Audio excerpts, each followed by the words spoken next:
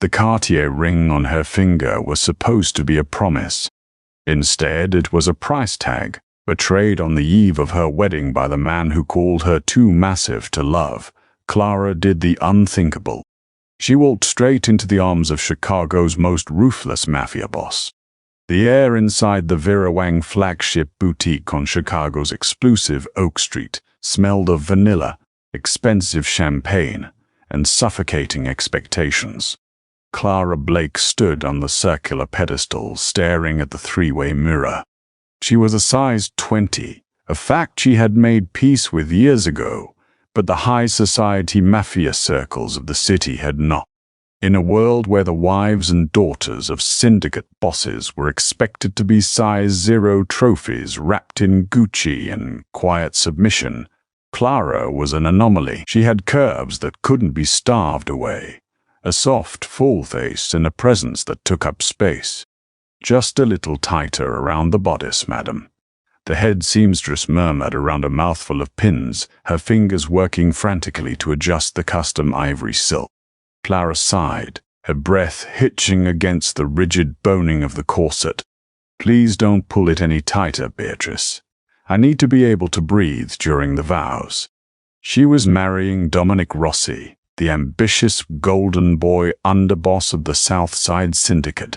It was a strategic alliance brokered by Clara's father, Thomas Blake, who controlled the lucrative shipping routes and logistics along Navy Pier and the Calumet River. Clara wasn't foolish enough to believe it was a fairy tale romance, but Dominic had been charming.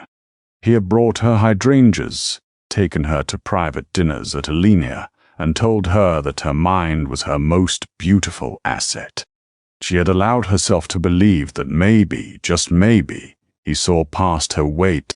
"He is here, Miss Clara," one of the assistants chimed, peeking through the heavy velvet curtains. "Mr. Rossi has arrived for the final approval." Clara's heart did a nervous flutter.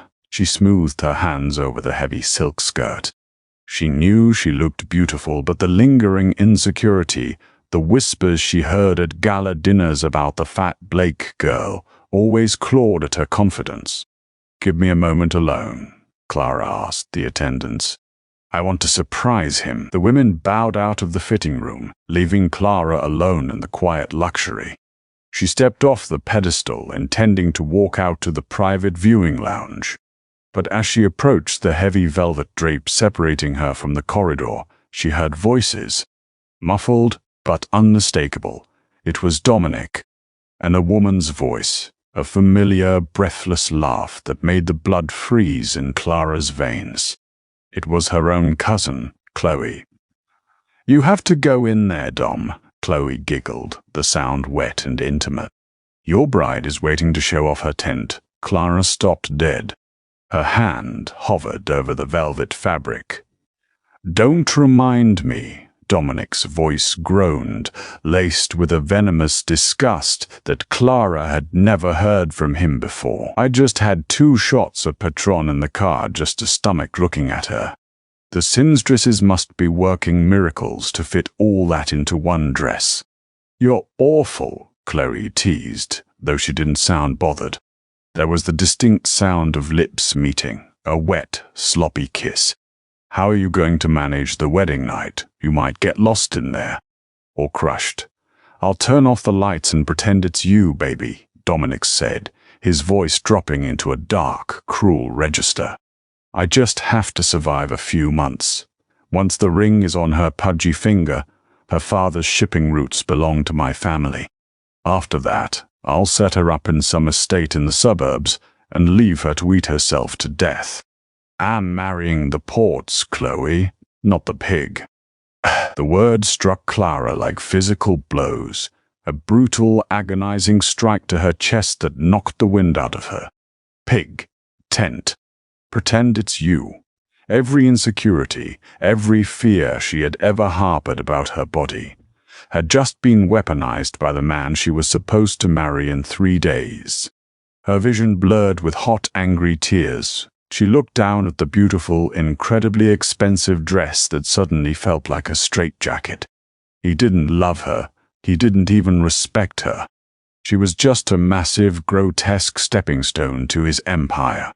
Most women in her position, bred to be quiet mafia wives, would have cried, wiped their tears, and walked down the aisle anyway.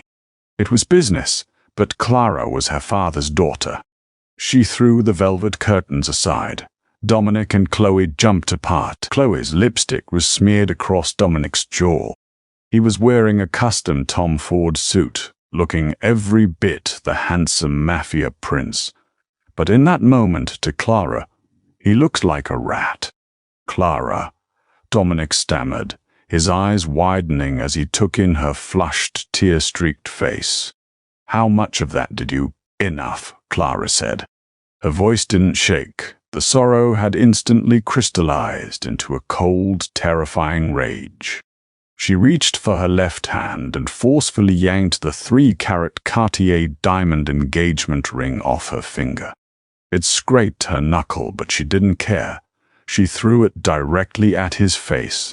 It bounced off his cheekbone with a sharp smack and rolled away onto the plush carpet. "You don't get the ports, Dominic," Clara said, her voice echoing in the silent hallway of the boutique. "And you certainly don't get me. You and my cousin deserve each other." "You're both cheap." "Clara, wait. You're being hysterical. It's just a joke." Dominic lunged forward, grabbing her bare arm. His grip was entirely too tight. "Your father gave his word. You call this off. It's war between our families. You think anyone else is going to want you? Look at yourself." "I'm the best you'll ever get." Clara looked him dead in the eye, fully aware of her size, her presence, and her power. "I'd rather be alone for the rest of my life than share a bed with a parasite." She ripped her arm from his grip, turned around, and demanded the seamstresses cut her out of the dress. 30 minutes later, Clara Blake walked out of the Vera Wang boutique in a simple, oversized trench coat, leaving a shattered engagement and a looming gang war in her wake. The rain in Chicago was unforgiving that night, slicking the neon-lit streets of River North. Clara hadn't gone home. If she went home to the family estate in Lake Forest, she would have to face her father. She would have to explain why the alliance was broken, and she couldn't bear to say the words out loud. "He didn't want me because I'm fat." Instead, she found herself at the Berkshire Room, a dimly lit, high-end cocktail lounge known for its discretion. She sat in a corner booth, cloaked in shadows, a half-empty gin martini sitting in front of her. She felt numb. "I heard the Rossi boy is missing a Cartier ring and a bride." The voice was low, rich, and resonated like rolling thunder. It carried an undeniable authority that made the hairs on the back of Clara's neck stand up. She looked up. Standing by her booth was Victor Cassano. Every instinct Clara had screamed at her to run. Victor Cassano was the boss of the North Side outfit. He was 35, built like a heavyweight boxer, and notoriously ruthless. Unlike the flamboyant, loud gangsters of Dominic's generation, Victor was old school. He was lethal, calculated, and quiet. Rumors of what he had done to the Russian Bratva bosses in a warehouse down by the South Loop in 2022 were still used as cautionary tales to keep foot soldiers in line. He wore a bespoke charcoal Brioni suit that fit his broad shoulders perfectly. His dark eyes, sharp as obsidian, locked onto Clara. There was a jagged scar cutting through his left eyebrow, a souvenir from his violent ascent to the top. "Mr. Cassano," Clara said, trying to keep her voice steady. "If you're here to kill me, to strike a blow to my father, I'd ask that you let me finish my drink first." A faint, dangerous smirk played on Victor's lips. Without asking permission, he slid into the leather booth opposite her. "If I wanted you dead, Clara Blake, you wouldn't have made it through the front doors. I'm here because we have a mutual problem and a mutual opportunity."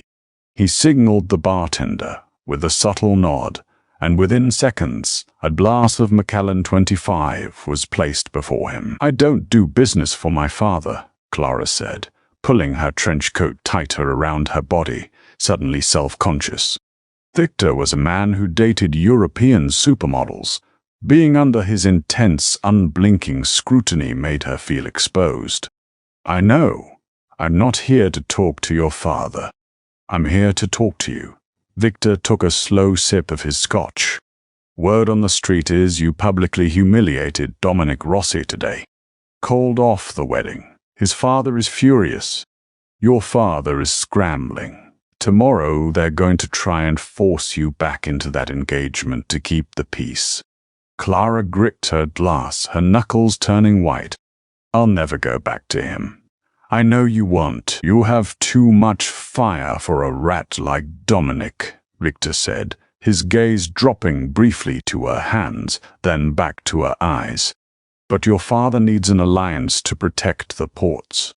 Dominic needs the ports to move his product. If they unite, they come after my territory. I can't have that. So what do you want from me?" Clara asked, exasperated. "To assassinate him. I want you to marry me." The jazz music playing softly in the background seemed to stop. Clara stared at him, her mouth slightly open. "Excuse me." "You heard me," Victor said, leaning forward, resting his massive forearms on the table. The scent of sandalwood and danger washed over her. "You need protection from Dominic and your father's pressure. I need the Navy Pier shipping route securely allied with my family, out of Rossi's hands. We get married, a legally binding, very public union. The Blake and Cassano families unite. The Rossys are boxed out, permanently." Clara let out a harsh, bitter laugh. "Is this a joke? First Dominic, now you. You want to marry me for the ports. At least you have the decency to be upfront about it, rather than pretending to love me while calling me a pig behind my back." Victor's expression darkened.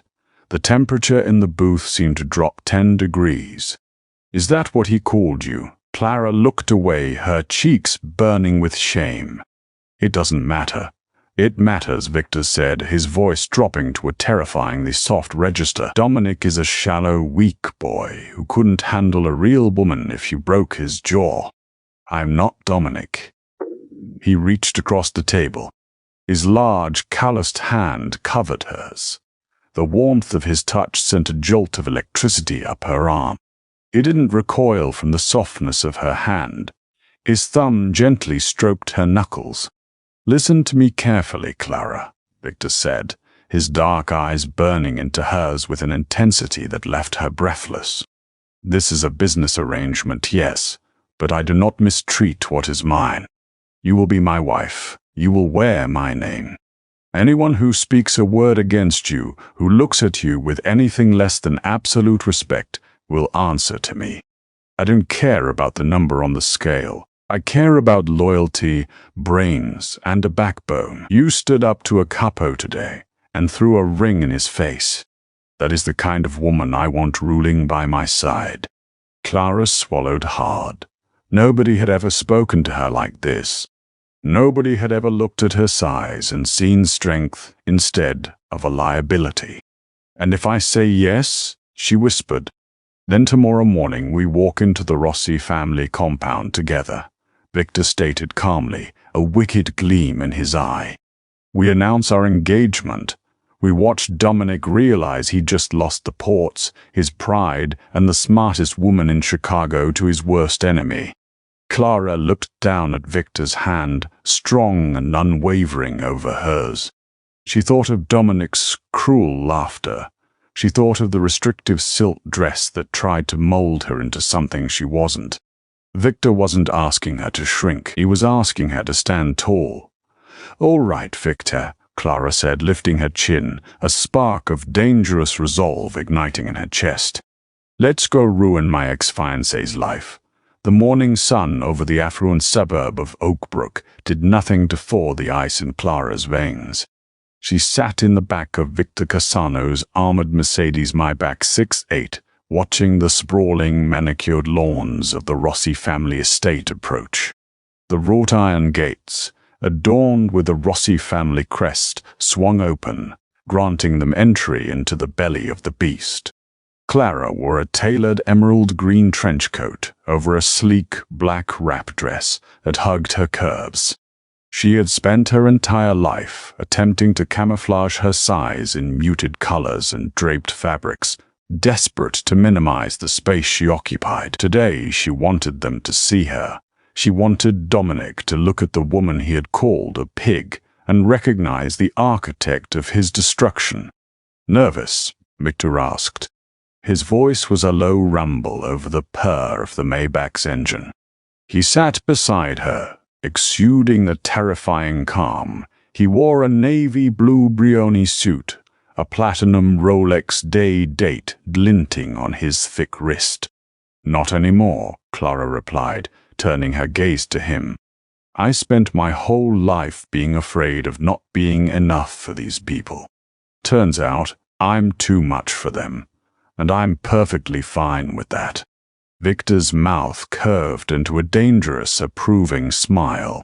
"Good girl. Let me do the heavy lifting with Carmine. You just deliver the kill shot to Dominic." The car glided to a halt in front of the massive limestone portico. Heavily armed Rossi enforcers, men Clara had known since childhood, stiffened as Victor stepped out.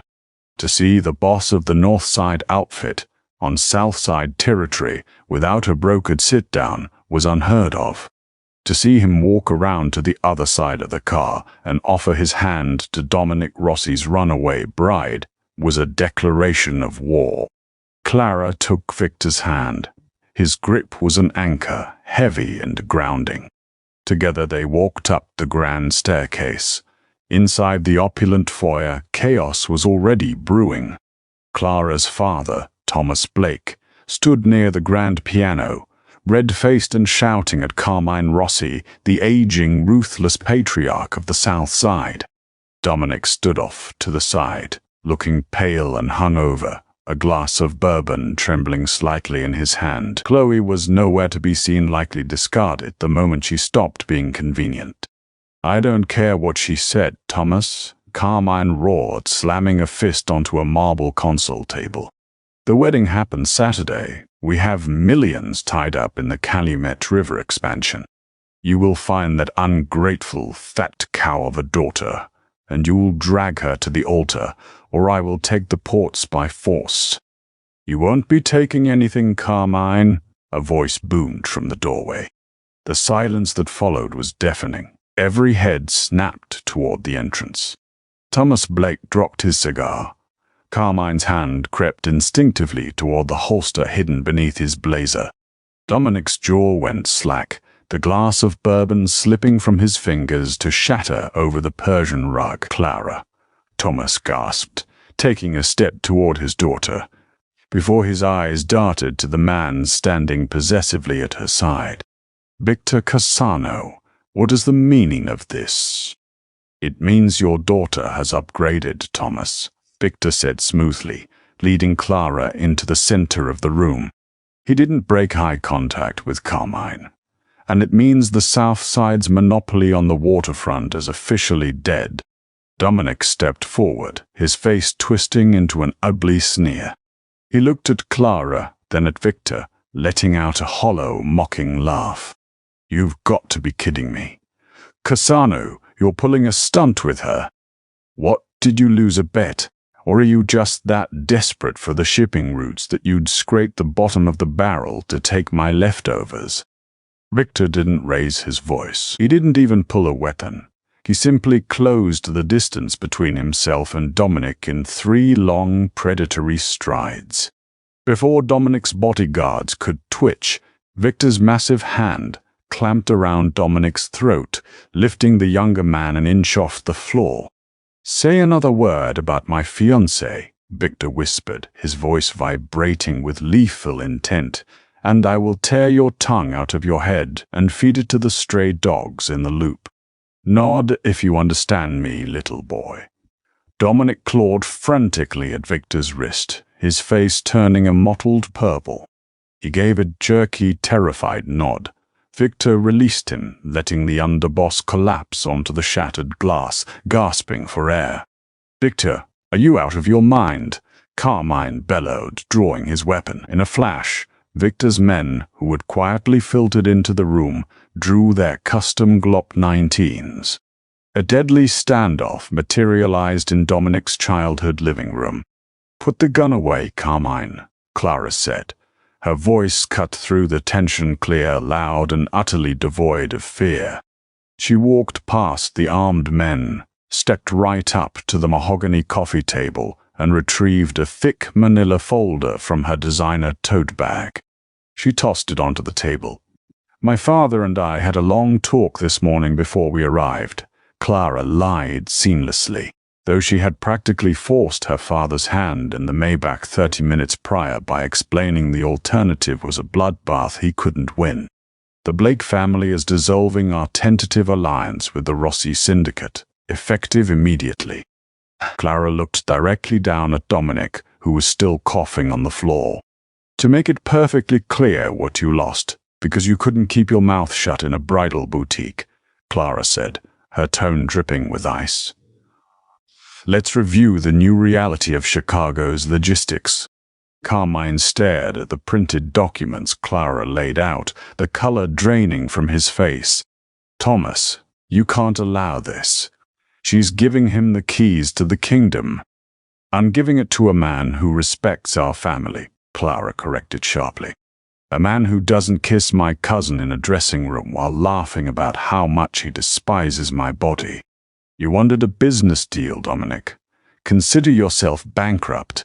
Dominic stared at her, horrified. The realization of what his arrogance had cost his family was finally setting in. "Clara, please. I was drunk." Chloe meant nothing. It was just a stupid joke. "It wasn't a joke," Clara said, stepping back into the protective, warm presence of Victor, who wrapped a heavy arm around her waist. "It was the truth, and the truth is, you're not half the man you think you are." Goodbye, Dominic. 6 weeks later, the grand ballroom of the Drake Hotel was transformed into a vision of dark, unapologetic opulence. Unlike the sterile ivory and white affair Dominic had planned, Victor had insisted on a celebration that matched Clara's spirit. The room was draped in deep burgundy velvet, illuminated by thousands of flickering candles and dripping with black magic roses. Clara stood in the bridal suite, looking into a floor-to-ceiling mirror. There was no Vera Wang corset trying to squeeze her into a socially acceptable mold. Instead, she wore a custom-made gown by a master atelier in Milan, flown in strictly for Victor's bride. The dress was a masterpiece of black and gold brocade, with a sweetheart neckline that celebrated her full chest and a flowing skirt that draped elegantly over her wide hips and thick thighs. She looked like a queen. She looked powerful. She looked like herself. "You take my breath away."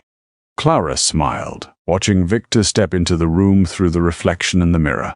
He was dressed in a tailored black tuxedo, the jagged scar on his eyebrow making him look beautifully dangerous.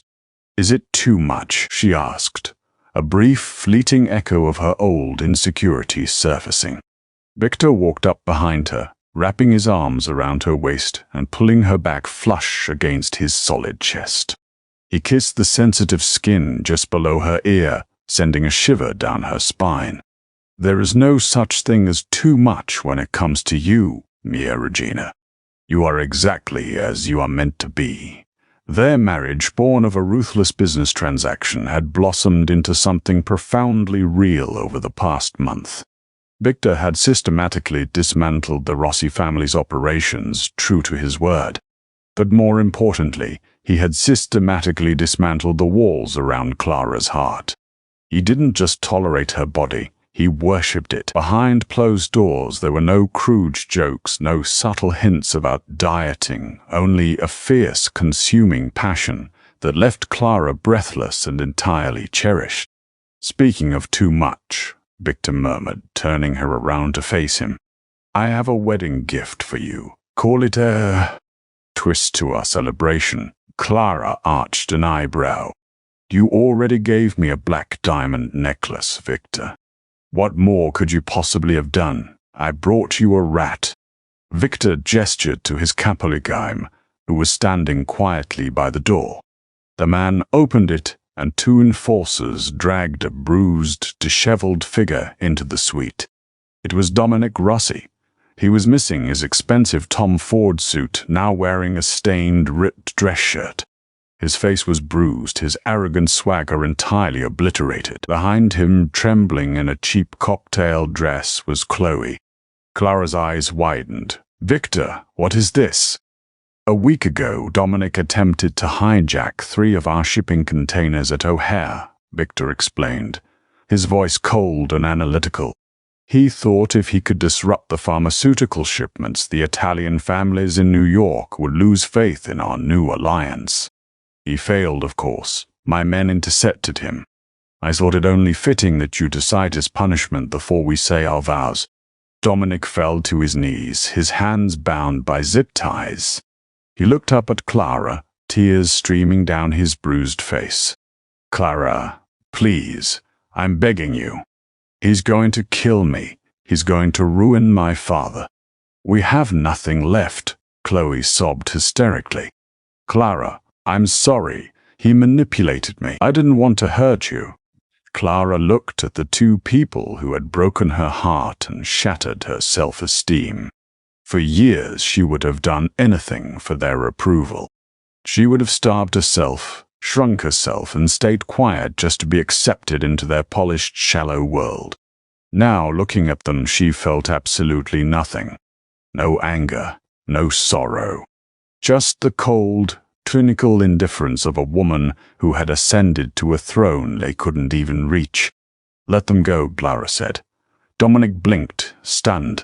Victor looked down at her, a silent question in his dark eyes. "I said let them go," Clara repeated, stepping toward Dominic. The heavy brocade of her dress rustled against the hardwood floor. "Killing you, Dominic, would imply that you are a threat to me.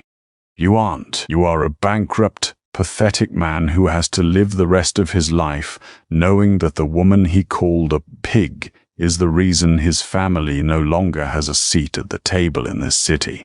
She looked at Chloe, who was shrinking back against the enforcers. "And you, Chloe, you can have him. You deserve exactly what he can provide for you now, absolutely nothing." Clara turned her back on them, facing her fiancé.